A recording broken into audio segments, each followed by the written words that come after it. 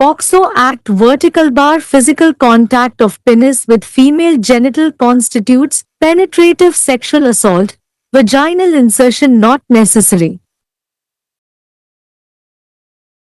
The Kerala High Court has held that penetration of male genital organ within the labia majora or vulva without penetrating the vagina will constitute the offence of penetrative sexual assault under Section 3 of POCSO Act.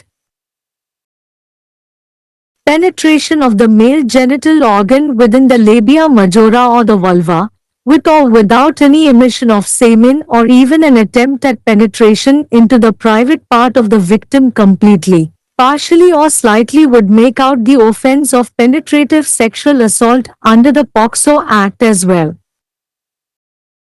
The division bench comprising Justice P.B. Suresh Kumar and Justice Jobin Sebastian read the explanation of vagina given under Section 375 of IPC into the POCSO Act by way of Section 2(2) of POCSO Act.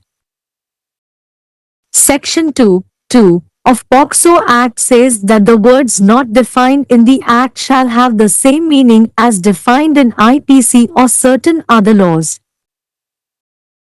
Section 375 of IPC mentions that vagina shall also include labia majora.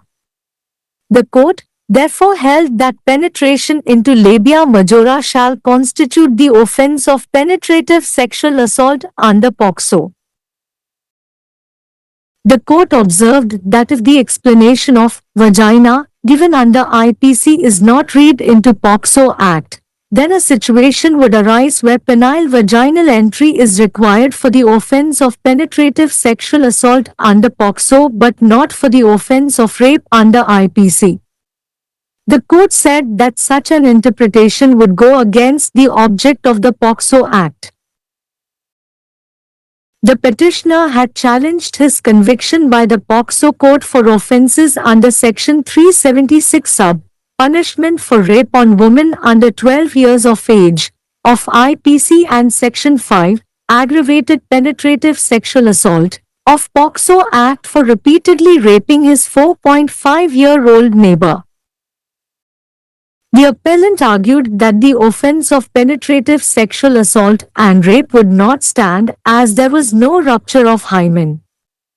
As per the medical records, there was redness on the labia majora of the victim girl and reddish abrasion on the both sides of outer margin of the vaginal orifice of upper part. The court rejected the petitioner's argument, saying that merely because hymen was not ruptured would not save the accused from the conviction for offence of rape. Child witnesses cannot be mistrusted as they are more prone to tutoring. The appellant argued that it is not safe to rely upon the solitary evidence of the child victim to give an order of conviction.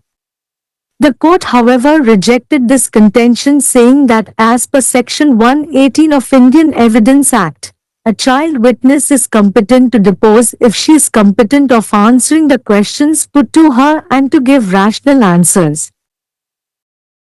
The court further observed that merely because children are prone to tutoring, their evidence cannot be discarded.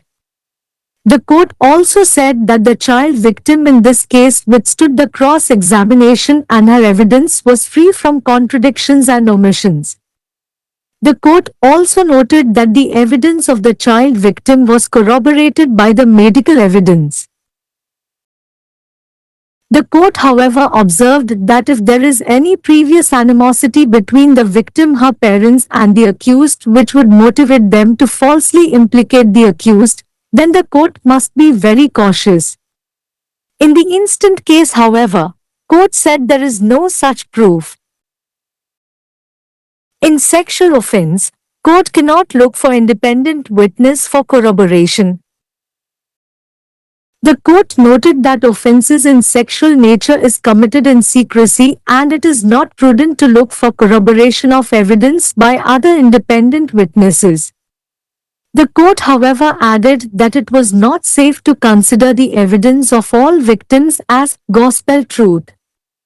The court said that the reliability of a victim would depend on the facts and circumstances of the case.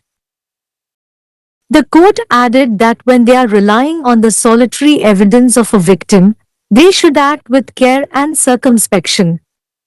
It also said that courts can look for medical evidence for corroboration even though it is not mandatory. The court remarked that the victim in a rape case stands on a higher pedestal than an injured witness and her sole testimony can be the basis of conviction if it inspires the confidence of the court. On these observations, court refused to overturn the conviction. However, the court observed that life imprisonment was exorbitant and reduced the sentence to 25 years of rigorous imprisonment. Case title: XV the Deputy Superintendent of Police and another. POCSO சட்டம் பெண் பிறப்புறுப்புடன் ஆண்குறியின் உடல் தொடர்பு ஊடுருவக்கூடிய பாலியல் வன்கொடுமை ஆகும். யோனி செருகல் அவசியமில்லை. கேரள உயர் நீதிமன்றம் யோனிக்குள் ஊடுருவாமல் ஆண் பிறப்புறுப்பு உறுப்பை லேபியா மஜோரா அல்லது யோனிக்குள் ஊடுருவுவது பாக்சோ சட்டத்தின் பிரிவு 3 இன் கீழ் ஊடுருவக்கூடிய பாலியல் வன்கொடுமை குற்றமாகும் என்று தீர்ப்பளித்துள்ளது. விந்து வெளியேற்றத்துடன் அல்லது இல்லாமல் ஆண் பிறப்புறுப்பு உறுப்பை லேபியா மஜோரா அல்லது யோனிக்குள் ஊடுருவுவது அல்லது பாதிக்கப்பட்டவரின் அந்தரங்க பகுதியில் முழுமையாகவோ பகுதியாகவோ அல்லது சிறிதளவு ஊடுருவ முயற்சிப்பதும் பாக்சோ சட்டத்தின் கீழ் ஊடுருவக்கூடிய பாலியல் வன்கொடுமை குற்றமாகும். நீதிபதி பி. சுரேஷ்குமார் மற்றும் நீதிபதி ஜோபின் செபாஸ்டியன் ஆகியோர் அடங்கிய டிவிஷன் பெஞ்ச் பாக்சோ சட்டத்தின் பிரிவு 2 இன் மூலம் பாக்சோ சட்டத்தில் IPC பிரிவு 375 இன் கீழ் கொடுக்கப்பட்ட யோனி பற்றிய விளக்கத்தை வாசித்தது. பாக்சோ சட்டத்தின் பிரிவு 2 இல் சட்டத்தில் வரையறுக்கப்படாத சொற்கள் IPC அல்லது வேறு சில சட்டங்களில் வரையறுக்கப்பட்டுள்ள அதே பொருளை கொண்டிருக்கும் என்று கூறுகிறது. இன் பிரிவு 375 யோனியில் லேபியா மஜோராவும் அடங்கும் என்று குறிப்பிடுகிறது. எனவே லேபியா மஜோராவுக்குள் ஊடுருவுவது வின் கீழ் ஊடுருவும் பாலியல் வன்கொடுமை குற்றமாகும் என்று நீதிமன்றம் கூறியது.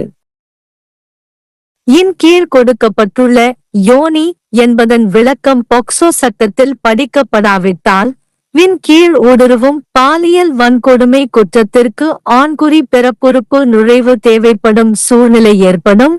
ஆனால் இன் கீழ் கற்பழிப்பு குற்றத்திற்கு அல்ல என்று நீதிமன்றம் குறிப்பிட்டது. அத்தகைய விளக்கம் பாக்சோ சட்டத்தின் நோக்கத்திற்கு எதிரானது என்று நீதிமன்றம் கூறியது. IPC பிரிவு 37(6) ஆப் 12 வயதுக்குட்பட்ட பெண்ணை பாலியல் வன்கொடுமை செய்ததற்கான தண்டனை மற்றும் 4.5 வயதுடைய தனது அண்டை வீட்டாரை மீண்டும் பாலியல் வன்கொடுமை செய்ததற்காக பாக்சோ சட்டத்தின் பிரிவு 5 மோசமான ஊடுருவல் பாலியல் வன்கொடுமை ஆகியவற்றின் கீழ் பாக்சோ நீதிமன்றத்தால் தனக்கு விதிக்கப்பட்ட தண்டனையை மனுதாரர் சவால் செய்தார். கன்னித்திரையில் விரிசல் இல்லாததால் ஊடுருவல் பாலியல் வன்கொடுமை மற்றும் கற்பழிப்பு குற்றம் நிலைக்காது என்று மேல்முறையீட்டாளர் வாதிட்டார். மருத்துவ பதிவுகளின்படி பாதிக்கப்பட்ட பெண்ணின் லேபியா மஜோராவில் சிவத்தல் மற்றும் மேல் பகுதியின் யோனி துவாரத்தின் வெளிப்புற விளிம்பின் இருபுறமும் சிவப்பு நிற சிராய்ப்பு இருந்தது. கன்னித்திரையில் வெடிப்பு ஏற்படவில்லை என்பதற்காக மட்டுமே குற்றம் சாட்டப்பட்டவரை பாலியல் வன்கொடுமை குற்றத்திலிருந்து காப்பாற்ற முடியாது என்று கூறி மனுதாரரின் வாதத்தை நீதிமன்றம் நிராகரித்தது. குழந்தை சாட்சிகள் பயிற்சி பெற அதிக வாய்ப்புள்ளதால் அவர்களை நம்ப முடியாது.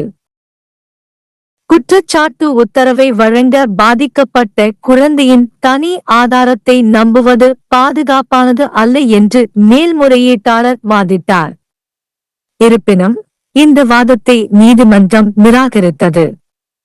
இந்திய சாட்சிய சட்டத்தின் பிரிவு 118 இன் படி ஒரு குழந்தை சாட்சியிடம் கேட்கப்படும் கேள்விகளுக்கு பதிலளிக்கவும் பகுத்தறிவு பதில்களை வழங்கவும் தகுதியுடையவராக இருந்தால் அவள் சாட்சியமளிக்க தகுதியுடையவள் என்று கூறியது.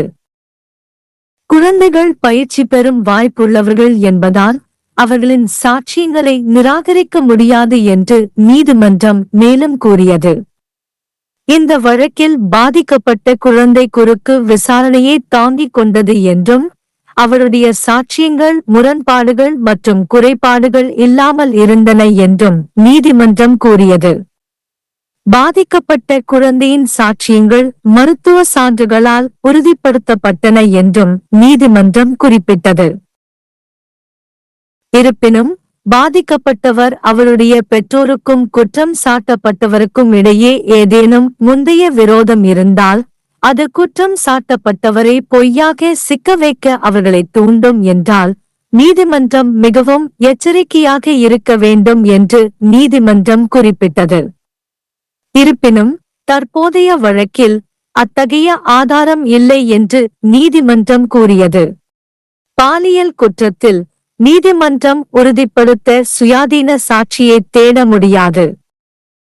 பாலியல் இயல்புடைய குற்றங்கள் இரகசியமாக செய்யப்படுகின்றன என்றும் பிற சுயாதீன சாட்சிகளால் சாட்சியங்களை உறுதிப்படுத்துவதை தேடுவது விவேகமானதல்ல என்றும் நீதிமன்றம் குறிப்பிட்டது.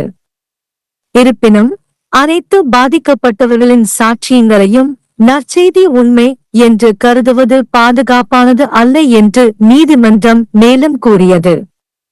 பாதிக்கப்பட்டவரின் நம்பகத்தன்மை வழக்கின் உண்மைகள் மற்றும் சூழ்நிலைகளை பொறுத்தது என்று நீதிமன்றம் கூறியது. பாதிக்கப்பட்டவரின் தனி சாட்சியத்தை நம்பியிருக்கும்போது அவர்கள் கவனமாகவும் செயல்பட வேண்டும் என்றும் நீதிமன்றம் மேலும் கூறியது. அது கட்டாயமில்லை என்றாலும் உறுதிப்படுத்தலுக்காக நீதிமன்றங்கள் மருத்துவ ஆதாரங்களை தேடலாம் என்றும் அது கூறியது. பாலியல் வன்கொடுமை வழக்கில் பாதிக்கப்பட்டவர் காயமடைந்த சாட்சியை விட உயர்ந்த நிலையில் நிற்கிறார் என்றும் நீதிமன்றத்தின் நம்பிக்கையை தூண்டினால் அவரது ஒரே சாட்சியம் தண்டனைக்கு அடிப்படையாக இருக்கும் என்றும் நீதிமன்றம் குறிப்பிட்டது. இந்த கருத்துக்களின் அடிப்படையில் தண்டனையை ரத்து செய்ய நீதிமன்றம் மறுத்துவிட்டது. இருப்பினும் ஆயுள் தண்டனை மிகையானது என்று நீதிமன்றம் குறிப்பிட்டு தண்டனையை 25 ஆண்டுகள் கடுங்காவல் சிறை தண்டனையாக குறைத்தது. வழக்கு தலைப்பு: XV துணை காவல் கண்காணிப்பாளர் மற்றும் மற்றொருவர். पॉक्सो अधिनियम महिला जननांग के साथ लिंग का शारीरिक संपर्क भेदक यौन हमला माना जाता है। योनि में प्रवेश आवश्यक नहीं है। केरल उच्च न्यायालय ने माना है कि योनि में प्रवेश किए बिना लेबिया मेजोरा या वल्वा के भीतर पुरुष जननांग अंग का प्रवेश पॉक्सो अधिनियम की धारा 3 के तहत भेदक यौन हमला माना जाएगा। लेबिया मेजोरा या वल्वा के भीतर पुरुष जननांग अंग का प्रवेश वीर्य के किसी उत्सर्जन के साथ या उसके बिना या यहाँ तक कि पीड़िता के निजी अंग में पूरी तरह से आंशिक रूप से या थोड़ा सा प्रवेश करने का प्रयास भी पॉक्सो अधिनियम के तहत भेदक यौन हमला माना जाएगा। न्यायमूर्ति पीबी सुरेश कुमार और न्यायमूर्ति जोबिन सेबेस्टियन की खंडपीठ ने आईपीसी की धारा 375 के तहत दी गई योनि की व्याख्या को पॉक्सो अधिनियम की धारा 2(2) के माध्यम से पॉक्सो अधिनियम में पढ़ा। पॉक्सो अधिनियम की धारा 2(2) में कहा गया है कि अधिनियम में परिभाषित नहीं किए गए शब्दों का वही अर्थ होगा जो आईपीसी या कुछ अन्य कानूनों में परिभाषित है। आईपीसी की धारा 375 में उल्लेख है कि योनि में लेबिया मेजोरा भी शामिल होगा। इसलिए न्यायालय ने माना कि लेबिया मेजोरा में प्रवेश पोक्सो के तहत प्रवेशात्मक यौन हमले का अपराध माना जाएगा। न्यायालय ने कहा कि यदि आईपीसी के तहत दिए गए योनि की व्याख्या को पोक्सो अधिनियम में नहीं पढ़ा जाता है तो ऐसी स्थिति उत्पन्न होगी जहां पोक्सो के तहत प्रवेशात्मक यौन हमले के अपराध के लिए लिंग योनि में प्रवेश की आवश्यकता होगी, लेकिन आईपीसी के तहत बलात्कार के अपराध के लिए नहीं। न्यायालय ने कहा कि इस तरह की व्याख्या पोक्सो अधिनियम के उद्देश्य के खिलाफ जाएगी। याचिकाकर्ता ने आईपीसी की धारा 376 ए-बी 12 वर्ष से कम आयु की महिला से बलात्कार के लिए दंड और पोक्सो अधिनियम की धारा 5 गंभीर यौन उत्पीड़न के तहत अपराधों के लिए पोक्सो अदालत द्वारा अपनी सजा को चुनौती दी थी, जिसमें उसने अपनी 4.5 वर्षीय पड़ोसी के साथ बार बार बलात्कार किया था। अपीलकर्ता ने तर्क दिया कि यौन उत्पीड़न और बलात्कार का अपराध नहीं बनता क्योंकि हायमन में कोई दरार नहीं थी। मेडिकल रिकॉर्ड के अनुसार पीड़ित लड़की के लेबिया मेजोरा पर लालिमा थी और ऊपरी हिस्से के योनि छिद्र के बाहरी किनारे के दोनों ओर लाल रंग का घर्षण था। अदालत ने याचिकाकर्ता की दलील को यह कहते हुए खारिज कर दिया कि केवल इसलिए कि हायमन में दरार नहीं थी, आरोपी को बलात्कार के अपराध के लिए सजा से नहीं बचाया जा सकता। बाल गवाहों पर अविश्वास नहीं किया जा सकता क्योंकि वे ट्यूशन के प्रति अधिक प्रवृत्त होते हैं। अपीलकर्ता ने तर्क दिया कि दोष सिद्धि का आदेश देने के लिए बाल पीड़ित के अकेले साक्ष्य पर भरोसा करना सुरक्षित नहीं है। हालांकि न्यायालय ने इस तर्क को यह कहते हुए खारिज कर दिया कि भारतीय साक्ष्य अधिनियम की धारा 118 के अनुसार एक बाल गवाह गवाही देने के लिए सक्षम है यदि वह उससे पूछे गए प्रश्नों का उत्तर देने और तर्कसंगत उत्तर देने में सक्षम है। न्यायालय ने आगे कहा कि केवल इसलिए कि बच्चों को ट्यूशन के प्रति प्रवृत्त किया जाता है, उनके साक्ष्य को खारिज नहीं किया जा सकता। न्यायालय ने यह भी कहा कि इस मामले में बाल पीड़ित ने जिरह का सामना किया और उसका साक्ष्य विरोधाभासों और चूक से मुक्त था। न्यायालय ने यह भी कहा कि बाल पीड़ित के साक्ष्य की पुष्टि चिकित्सा साक्ष्य से हुई थी। हालांकि न्यायालय ने कहा कि यदि पीड़िता उसके माता-पिता और अभियुक्त के बीच कोई पिछली दुश्मनी है जो उन्हें अभियुक्त को झूठा फंसाने के लिए प्रेरित करती है, तो न्यायालय को बहुत सतर्क रहना चाहिए। हालांकि इस मामले में न्यायालय ने कहा कि ऐसा कोई सबूत नहीं है।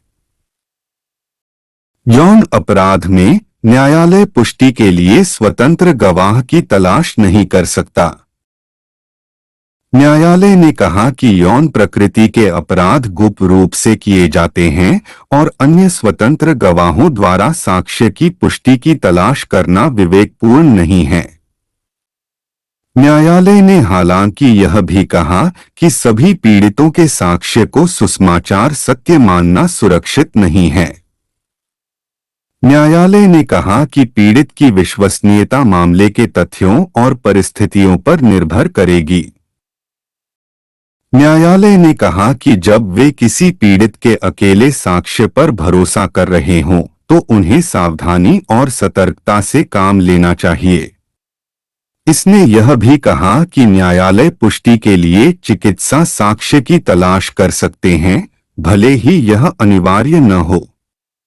न्यायालय ने टिप्पणी की कि बलात्कार के मामले में पीड़ित घायल गवाह की तुलना में उच्च स्थान पर है और उसकी एकमात्र गवाही दोष सिद्धि का आधार हो सकती है, अगर यह न्यायालय के विश्वास को प्रेरित करती है।